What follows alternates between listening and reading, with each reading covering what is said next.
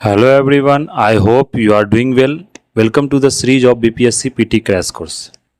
जैसा कि हम लोगों ने जो हमारा प्रीवियस लेक्चर था उसमें हमने बीपीएससी का पीटी क्रैश कोर्स स्टार्ट किया था, जिसमें हम लोगों ने जो साइंस का जो टॉपिक था बीपीएससी से रिलेटेड, जो बीपीएससी पीटी में वहाँ से 30 क्वेश्चंस आपको पूछे जाते हैं, जिसमें हम लोगों ने केमिस्ट्री के बारे में अच्छे से डिस्कस कर लिया था। उससे रिलेटेड जितने टॉपिक्स थे और जितने भी पीवाईक्यू क्वेश्चन थे वो हम लोगों ने घटना चक्र का जितना भी पीवाईक्यू क्वेश्चन था वो सब हम लोगों ने डिस्कस कर लिया। उसके बाद जो फिजिक्स का टॉपिक्स था वहाँ भी हम लोगों ने डिफरेंट टॉपिक्स के बारे में डिस्कस किया जो कि इंपॉर्टेंट है आपको बीपीएससी पीटी के लिए और डिफरेंट स्टेट पीसीएस के लिए, और उससे रिलेटेड जो पीवाईक्यू क्वेश्चन था वो भी अच्छे से हम लोगों ने वहाँ पर डिस्कस कर लिया। तो जो हमारा लेफ्ट टॉपिक्स था वो बायोलॉजी था, तो बायोलॉजी पोर्शंस क्या करेंगे हम लोग यहाँ कंप्लीट करेंगे, क्योंकि क्या था कि बीच में जो बीपीएससी का आपको डेट था वो सितंबर 30 सितंबर को एग्जाम होने वाला था या नोटिफिकेशन पहले आने वाला था, लेकिन क्या हुआ किसी वजह से वो एग्ज़ाम आपको 30 सितंबर को नहीं हो पाया, तो वो एग्ज़ाम को अब बढ़ा के अभी बता दिया गया 17 नवंबर को होगा। तो एग्ज़ाम अगर उस समय होगा तो उससे पहले नोटिफिकेशन आपको इसी सितंबर में आपको आ जाएगा। तो यहाँ से अगर देखें तो टाइम आपको 2 से ढाई महीना का टाइम आपको बचा हुआ है, तो जिसमें हम लोगों ने जो क्रैश कोर्स स्टार्ट किया जिसमें हम लोगों ने मॉडर्न हिस्ट्री भी कंप्लीट कर लिया। अगर आप यहाँ देखें अगर यूट्यूब क्वालिटी जीएस क्लासेस में, तो उसमें आप देख सकते हैं जिसमें हम लोगों ने मॉडर्न अच्छे से डिस्कस किया पीटी के लिए, सिर्फ पीटी के लिए डिस्कस किया था क्योंकि ये पीटी क्रैश कोर्स था। और उसमें हम लोगों ने जो डिस्कस किया था वो एंशियंट भी डिस्कस किया, फिर मेडिएवल भी डिस्कस किया, जो हिस्ट्री जो सबसे इंपॉर्टेंट पार्ट्स है आपको। फिर उसमें हम लोगों ने ज्योग्राफी पार्ट भी डिस्कस किया जिसमें इंडियन ज्योग्राफी, फिजिकल ज्योग्राफी, तो ये सब आपका डिफरेंट डिफरेंट टॉपिक्स हम लोग ने वहाँ डिस्कस किया। लेकिन जो मेन टॉपिक्स है साइंस से रिलेटेड, वहाँ पर जो बायोलॉजी का टॉपिक्स है वो हम लोग यहाँ डिस्कस करेंगे और उससे रिलेटेड क्वेश्चंस भी हम लोग आगे डिस्कस करेंगे। लेकिन सबसे पहले जो इंपॉर्टेंट टॉपिक्स है जो पूछा जाता है बीपीएससी पीटी में वो यहाँ पर हम लोग डिस्कस करेंगे। और बायोलॉजी से ज़्यादा क्वेश्चन आते हैं क्योंकि जो नंबर ऑफ टॉपिक्स बायोलॉजी में है वो सबसे ज़्यादा है। तो चलिए हम लोग यहाँ पर अब शुरू करते हैं आपको बायोलॉजी टॉपिक से। तो अगर सबसे पहले आप बायोलॉजी देख ले तो जानते हैं कि टोटल नंबर ऑफ जो क्वेश्चन आपको साइंस से पूछा जाता है वो टोटल नंबर ऑफ लगभग 29 से 30 क्वेश्चन, लगभग मतलब 30 क्वेश्चन आपको हर एक साल पूछा जाता है। तो इसमें जो बायोलॉजी का पोर्शन है वहाँ से सबसे ज़्यादा क्वेश्चन आपको पूछा जाता है। तो बायोलॉजी में अगर सबसे पहले हम लोग यहाँ डिस्कस करेंगे तो सबसे पहले बायोलॉजी के बारे में पढ़ेंगे, बायोलॉजी क्या होता है। तो अगर बायोलॉजी की यहाँ बात करें तो all living organisms are grouped on the basis of their similarities and increase complexity into different complexity. तो यहाँ पर जो हम ग्रुप्ड करते हैं आपको जितने भी ऑर्गेनिजम्स को जो मतलब कि सिमिलैरिटी और इंक्रीजिंग कॉम्प्लेक्सिटी के अकॉर्डिंग, तो वो एक बायोलॉजी को मतलब हम लोग डिफाइन करते हैं। लेकिन जो biodiversity means the variety of living organism present on a particular reason. तो बायोडाइवर्सिटी क्या हो गया कि मतलब डिफरेंट रीजन पर आपको डिफरेंट डिफरेंट ऑर्गेनिजम्स, डिफरेंट जो ऑर्गेनिजम्स चाहे वो प्लांट स्पेसीज हो चाहे वो मतलब एनिमल्स स्पेसीज हो, उसको हम लोग क्या करते हैं बायोडाइवर्सिटी करते हैं। तो टैक्सोनॉमी हो गया, तो ये क्या एक ब्रांच ऑफ बायोलॉजी है जो कि आइडेंटिफिकेशन नोमेनक्लेचर से डील करता है कि किस ऑर्गेनिज्म का क्या नाम रखा गया, क्या आइडेंटिफिकेशन है, क्लासिफाई करता है ऑर्गेनिजम्स को आपको। जैसे कार्लोस लिनियस हो गया, इसे क्या फादर ऑफ टैक्सोनॉमी बोला जाता है। ये आप नाम याद रखें, कार्लोस लिनियस, जिसे क्या फादर ऑफ टैक्सोनॉमी आपको यहाँ पर देख सकते हैं, फादर ऑफ टैक्सोनॉमी आपको यहाँ पर बोला जाता है।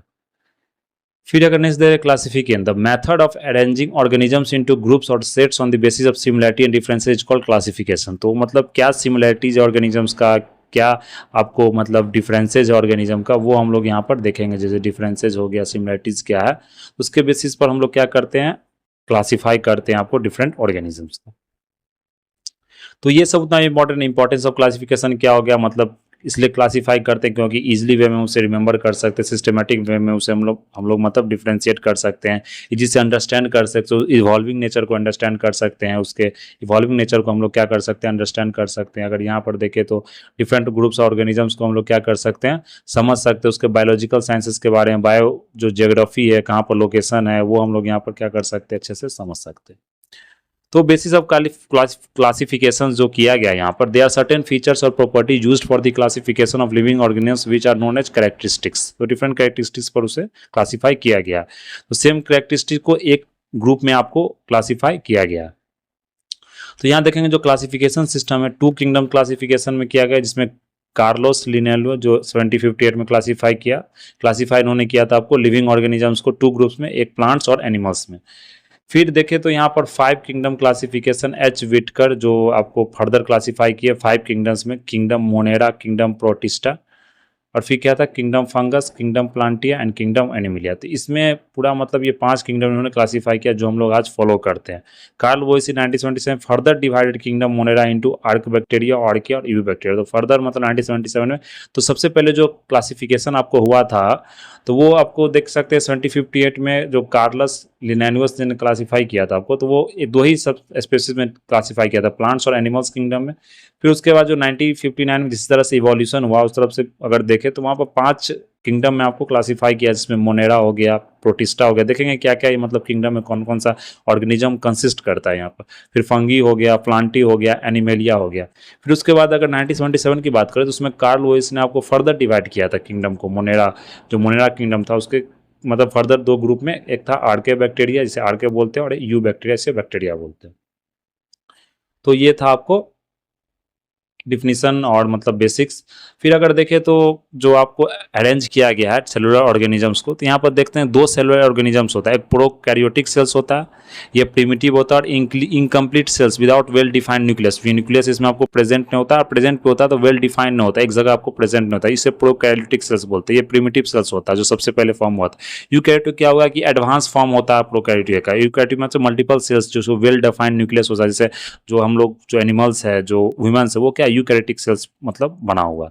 फिर अगर बॉडी ऑर्गेनाइजेशन की बात करें तो यूनिसेलुलर ऑर्गेनिज्म क्या हुआ, जो मतलब एक ही सेल से आपको बना, made up of a single cell, made of a single cell with activities performed by the single cell. Multicellular organisms क्या होगा, these organisms are made of a large number of cells with different functions and performed by the different cells. तो इसे क्या बोलते हैं हम लोग यहाँ पर मल्टीसेल, जो हम लोग क्या मल्टीसेलुलर ऑर्गेनिजम्स है जो एनिमल्स मल्टीसेल, लेकिन यूनिसेलुलर क्या जैसे एल्गी हो गया वो सब क्या यूनिसेलुलर ऑर्गेनिजम्स हो गया, अमीबा हो गया। मोड ऑफ ऑब्टेनिंग फूड हो गया, तो इस पर भी हम क्या करते हैं आपको ऑर्गेनाइजेशन को क्लासीफाई करते हैं, जैसे ऑटोट्रॉप्स हो गया। ऑटोट्रॉप्स जानते हैं कि जो अपना खाना खुद बनाते हैं, जैसे प्लांट्स हो गया जो फोटोसिंथेसिस के थ्रू अपना खाना खुद बनाते हैं, जो खुद खाना बनाते हैं उसे हम क्या कहते हैं यहाँ पर ऑटोट्रॉप्स। हेटरोट्रॉप्स क्या हो गया जो डिपेंड ऑफ अदर, जैसे हम लोग क्या हेटरोट्रॉप्स हो जो प्लांट्स पर डिपेंड हो, एनिमल्स क्या हो हेटरोट्रॉप्स हो जो प्लांट्स पर डिपेंड रहता है, या अदर मतलब अदर एनिमल्स पर डिपेंड रहता है फॉर फूड, तो उसे क्या कहते हैं हम हेटरोट्रॉप्स। तो आगे देखेंगे जो आर्डविचकर टैक्सोनॉमिस्ट थे उन्होंने फर्स्ट वन प्रपोज किया था 5 किंगडम क्लासिफिकेशन, ये नाम रखना R.H. विटाकर, जिन्होंने 5 किंगडम में क्लासीफाई किया था आपको ऑर्गेनिजम्स को। तो अगर यहाँ पर देखें हम लोग तो सबसे पहला कौन था मोनेरा। तो अगर मोनेरा की बात करें तो मोनेरा क्या होता है, वो किस टाइप का ऑर्गेनिजम्स आपको होता है, यूनिसेलुलर प्रोकैरियोटिक होता है, ये आपको ध्यान रखना। मोड ऑफ न्यूट्रिशन क्या होता है, ऑटोट्रॉपिक होता है या हेटरोट्रॉपिक, ये दोनों कर सकता है, खुद भी खाना बना सकता है या किसी दूसरे पर भी आपको डिपेंड रह सकता है, फोटोसिंथेसिस पर भी या मतलब किसी ऑर्गेनिजम्स या प्लांट्स पर आपको डिपेंड हो सकता है।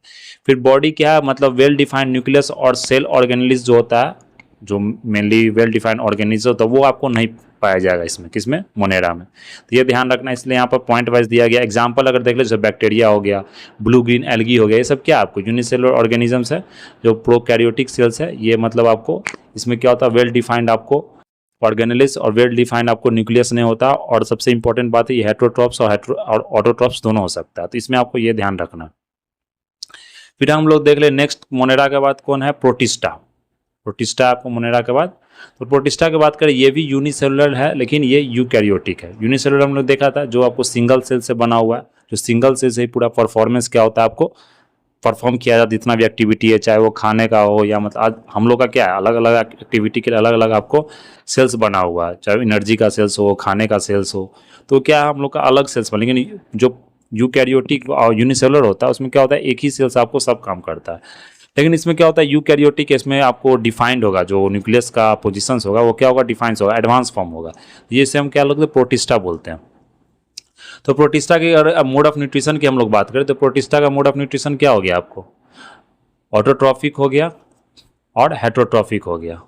तो ऑटोट्रॉपिक और हेटरोट्रॉपिक ये दो न्यूट्रिशन होगा। बॉडी क्या होगा, सम ऑर्गेनिज्म यूजेस स्यूडोपोडिया और सीरिया और फ्लैगली फॉर मूवमेंट, ये अपने बॉडी में जो यूज करता है, मतलब एक तरह से बोलते हैं फ्लैगिला, मतलब जो स्यूडोपोडिया जो डिफरेंट ऑर्गेन्स होता है उसका यूज करता है ये आपको मतलब मूवमेंट के लिए।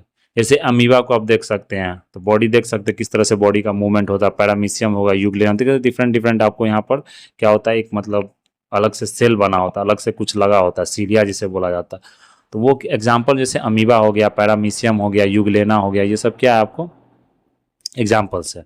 इसे याद रखेंगे। तो पहला हम लोग क्या देखा था आपको, मोनेरा, सेकेंड था प्रोटिस्टा और थर्ड है आपको फंगी। तो अगर फंगी की हम लोग यहाँ पर बात करें तो फंगी में देख सकते हैं ये भी, ये लेकिन मल्टी सेलुलर है, ये आपको यूकैरियोटिक है, ये आपको प्रोकैरियोटिक नहीं, ये मल्टी सेलुलर है, नॉन ग्रीन यूकैरियोटिक आपको टाइप है इसका। अगर मोड ऑफ न्यूट्रिशन की बात करें तो ये सेप्रोफाइटिक है, जानते हैं, पैरासाइटिक जो मतलब किसी सिम्बायोटिक रिलेशंस रखता है, किसी और पर डिपेंड होता है। ये सेप्रोफाइटिक है, जो डेड प्लांट्स हो गया ये उस पर क्या होता है, ये डिपेंड होता है। फिर fungus is made up of a long filaments called hyphae, the network of hyphae is mycelium. ये इतना इंपॉर्टेंट नहीं। एग्जाम्पल की बात, ये यीस्ट हो गया, राइजोपस हो गया, मशरूम हो गया, जो प्लांट है वो प्लांट नहीं होता, वो क्या होता है, फंगस होता है। ये तीन आपको याद रखना है। कौन सा हो गया, सबसे पहला मोनेरा जो यूनिसेलुलर प्रोकैरियोटिक है, प्रोटिस्टा यूनिसेलुलर यूकैरियोटिक है, और फंगी है जो multi cellular non green eukaryotic है। तो यूनिसेलुलर जो प्रोकैरियोटिक है वो कौन है आपको, मोनेरा है। फिर बाकी सब क्या है, यूकैरियोटिक है और यूनिसेलुलर है। लेकिन फंगस क्या आपको मल्टी सेलुलर नॉन ग्रीन है।